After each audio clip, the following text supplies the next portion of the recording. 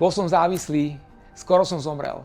A je to zázrak, že dnes žijem. Ako chalan som vyrastal v rodine, kde moji rodičia sa často hádali, až nakoniec to skončilo rozvodom. A tak som nachádzal útočište medzi kamarátmi v partii, tam som sa cítil vždy najlepšie. Do partie prišli najprv ľahké a potom tvrdí ako heroin. A keďže užívali to moji kamaráti, tak som potom siahol aj ja. Videl som, že už to nezvládam.